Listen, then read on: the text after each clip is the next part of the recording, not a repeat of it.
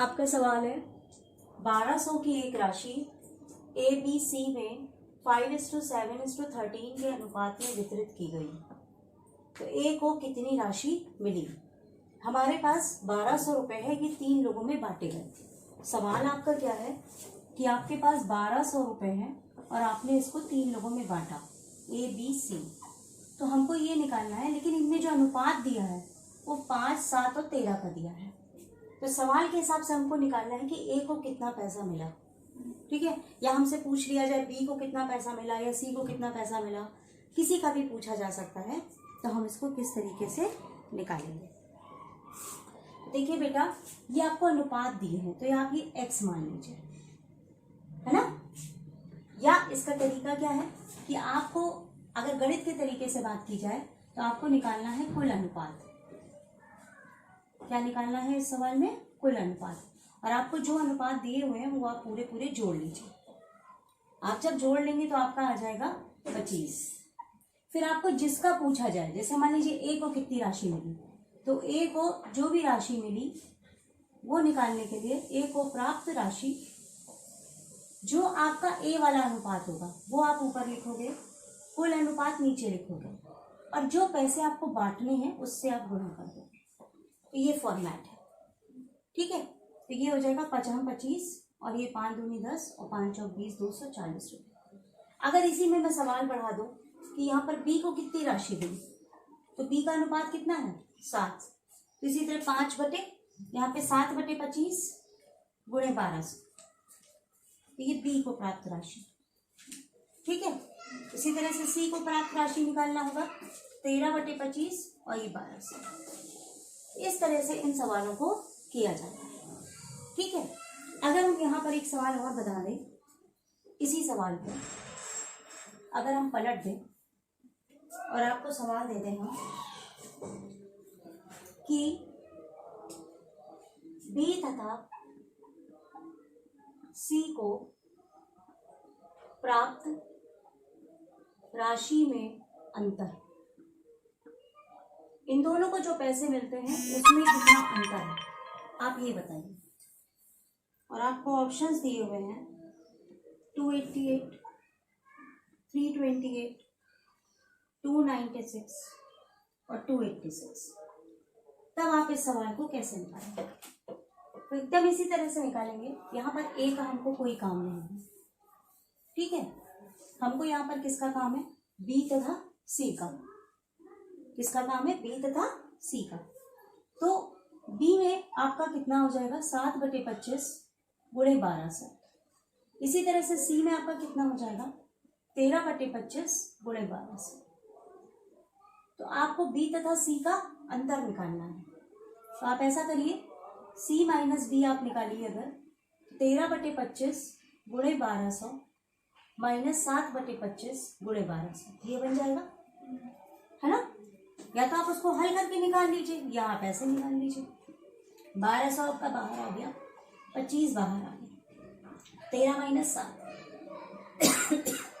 Sorry 6 गुणी 1200 बटे 25, 5 से गया, 5 दूनी 10, 5 चौक 20, 0 25, 5 चौक 20, 5 अट्ठे 40, 6 8 जा 48, 4 6 4 जा 24, 288। आपका जवाब क्या आ जाएगा? 288। तब इस तरह का कोई भी सवाल होगा, कोई भी गिनती होगी, कोई भी अनुपात होगा, आप इसी मेथड को ट्राई करिएगा, आपका जवाब आ जाएगा। चलिए अब दूसरा पैटर्न करते हैं। आपका सवाल अब क्या है? 2600 की एक राशि है, कुल हमारे पास 2600 रुपए है, वो 3 लोगों में बांटी गई है, जिनपे अनुपात 1:2, 1/3 और 1/4 का है। तो हर व्यक्ति को कितना प्राप्त होगा? यहाँ पर आप क्या करेंगे?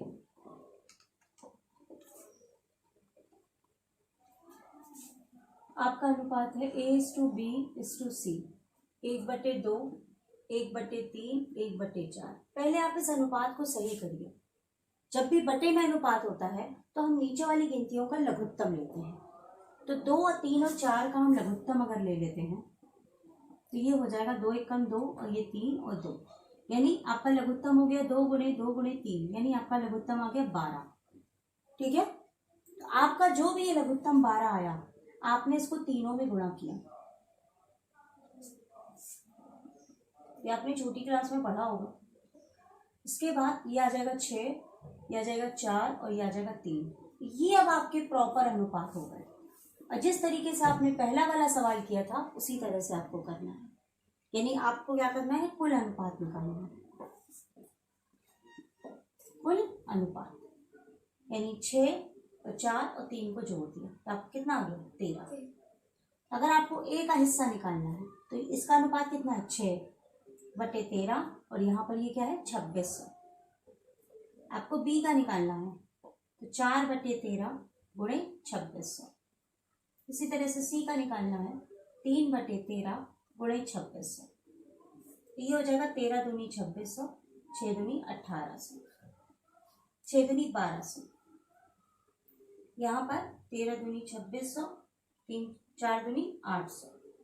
यहाँ पर भी 13 दूनी 2600, 3 दूनी 600, तो 12 8 6 यानी ऑप्शन नंबर 3।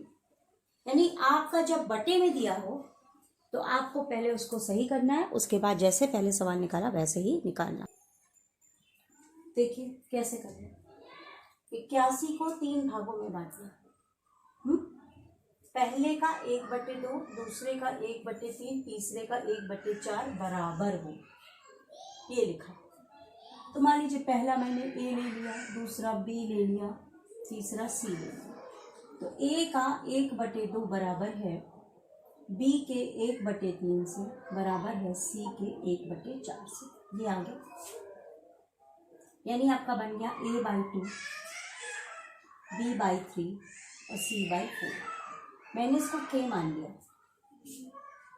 तो a का मान कितना आ गया, 2k, b का मान 3k, c का मान 4k। ठीक है, अब कुल अनुपात निकालिए। ये हो जाएगा 2k, 3k, 4k, 3 2 5 4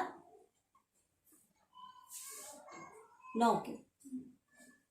ठीक है, अब अगर हमें a का निकालना है तो 2/9, 2k 9k गुणे 81, तो 9 9 81, तो 9 दूनी 18, k और k कट गए। इसी तरह से b का निकालना है 3k/9k और ये गुणे 81, यानी आपका क्या आ जाएगा, 27, k कट गया। ठीक है, c का क्या हो जाएगा, 4/k 9k गुणे 81, ये आ गया 36। तो आपका ऑप्शन नंबर सी ही रहेगा, 18, 27 और 36।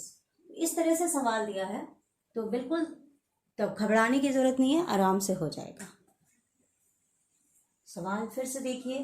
300 रुपए की राशि है, 3 लोगों में बांटी गई PQR। Q को P से 30 रुपए अधिक मिले, ऐसे लिखते जाइए। Q को P से 30 रुपए अधिक मिले, R को Q से 60 रुपए अधिक मिले। ये सवाल में लिखा है। तो आप ये देखिए, Q के अंदर P आ रहा है और R के अंदर Q आ रहा है, यानी इस Q के अंदर हम ये P वाला डाल सकते हैं। ठीक है, तो R का मान क्या हो गया, P + 30, यानी Q को भी हम P के रूप में लिखे और R को भी हमने P के रूप में लिखा, है ना। तो हम मान लीजिए कि माना जो P को रुपए मिलते हैं वो X मिल गए, है ना। तो Q को कितने रुपए मिलेंगे, X + 30, और R को कितने रुपए मिलेंगे, X + 30 + 60 यानी 90। ये आ गया आपका। अब 300 रुपए की राशि बांटी गई है, तो तीनों लोगों को अगर हम पैसे जोड़ दें P + Q + R, तो टोटल कितने रुपए हो गए, 300। तो यहाँ पर P को कितने रुपए मिले X, Q को कितने मिले X + 30 और R को कितने मिले X + 90 बराबर 300। ये हो गया 3x और 9 × 12 120 रुपए यानी 300। यानी यहाँ पर आपका हो जाएगा 3x बराबर 300 में से 120 घटा दो तो 0, 10 में से 2 गया 8, 2 में से 1 गया 1, यानी x का मान आ गया 60 रुपए, है ना। हमें अनुपात बताना है, तो अभी पहले हम सबके मान निकालेंगे कि कितना कितना मान आ रहा है। ठीक है, तो देखिए P का मान है x, यानी ये हो गया 60 रुपये। Q का मान है x प्लस 30, यानी 60 प्लस 30 कितना हो गया 120। ठीक है, R का मान क्या है x प्लस 90, यानी 60 प्लस 90, 9 6 15 150, ये आ गया। अब हमको इनके अनुपात लिखने हैं। क्या लिखना है? अनुपात। तो P, Q और R 60, 120, 150, 0 कट गया तो 6, 12 और 15, 3 से काटो, 3 दूनी 6, 3 चौक 12, 3 पचे 15, तो अनुपात आपका क्या आ गया?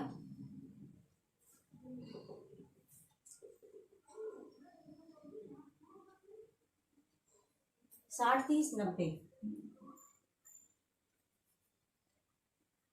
यहाँ 9, 2 3 और 5।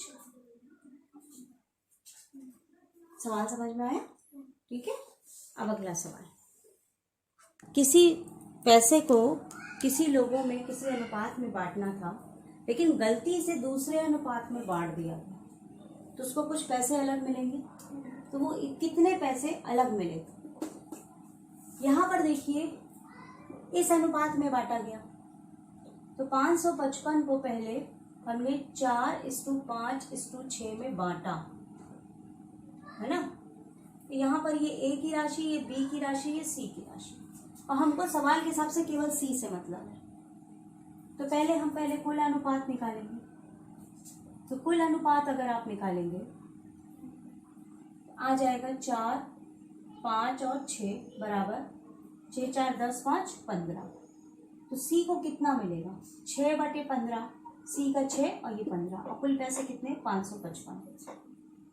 ये कट गया 1 1 1 और 3 पचे 15, नहीं 5 यही 15, 3 दूनी 6। C को मिल गए 2 रुपए, ये मिल गए। लेकिन C को मिलना कितना था इसके हिसाब से? तो पुराना अनुपात क्या था?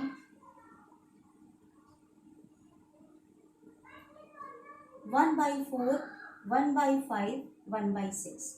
इसको सही करोगे एलसीएम लेके, तो अगर 4 5 6 का एलसीएम ले लोगे तो कितना आएगा? 2 से गया 2 3 6, अब गुणा कर लीजिए, 2 दूनी 4, 4 पंचे 20, 20 के 60, यानी हमको सबसे किससे गुणा करना है? 60 से। 1/4 गुणे 60, 1/5 गुणे 60, 1/6 गुणे 60, यहाँ पर आ जाएगा 4 एकम 4, 5 6, 4 पंचे 20, यहाँ 12 पंचे 60, यहाँ 10। तो अनुपात आपको क्या मिला? 15, 12 और 10। इसको आप काट लीजिए, नहीं कटेगा। तो C का अनुपात कितना गया? 10, है ना। अब इन सबको फिर से जोड़ो, तो कुल अनुपात कितना हो जाएगा? 1 मिनट रुकिए, C को कितना पैसा मिला? 222। मैं जल्दबाजी में कर दूंगी तो आपको समझ में नहीं आएगा। ये अनुपात आ गया ना 12 15 10 का, इतना समझ में आ गया। अब फिर से हमने क्या किया? कुल अनुपात निकाला। अब यहाँ पर मेरा अनुपात क्या बन गया? 15, 12 और 10 का। ठीक है, तो हमने फिर से ऐसे ही निकाला, हमने अनुपात को जोड़ा 15, 12 और 10 में, 5 2 7 37 आ गया। ठीक है, ठीक है। तो C को कितना मिलना चाहिए? 10/37 गुणे 555। 37 को जरा सा भाग करो 555 से, एकम 37, 15 में 7 दिया 8, 185, 7 पचे 35, 3 पचे 15, 3 18, 15 बार गया। तो C को कितना मिलना चाहिए था? 150, और मिल गया कितना C को? 222। तो दोनों का अंतर क्या आ जाएगा? अंतर क्या आ गया? 222 में से 150 आपने घटा दिया, 72 रुपए C को ज्यादा मिल गए।